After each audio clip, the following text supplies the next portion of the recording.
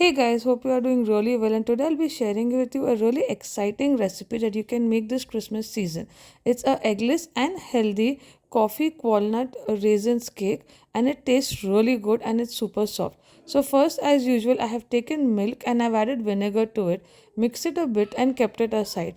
After that, in a bowl, I have taken khansari sugar, but you can use any sugar. I just prefer that if you want to use a substitute, use a coconut sugar, then jaggery, because this cake is as it is really soft. So I added some curd to it. I mixed it really well, and then after that, I've added my cocoa powder and oil, and then I've added coffee to it, and then I'm again mixed it really well till all the ingredients are mixed together. Once that is done, keep mixing it well, and then after that you get this beautiful chocolate batter. And then after, we are going to add, here I'm using whole wheat flour, but you can use maida also. I've added raisins, and then I added chopped nuts and some dark chocolate chips.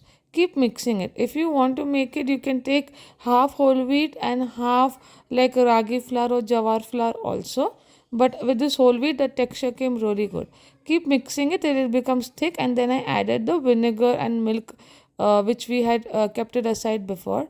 And once it's mixed, we'll get a beautiful cake batter, and we're going to pour it. You can use a loaf tin square tin, any tin that you like. And we're going to bake it at 180 degrees for 20 minutes. Always use a toothpick to see if it comes out really clean. And yes, you have to preheat the oven also for 10 minutes before baking. So I've poured the batter into it, and then we are going to put it for baking.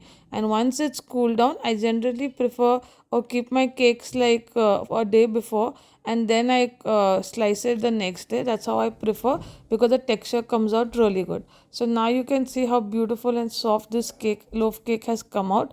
And trust me, the taste is also really amazing, and you can see it looks also really good.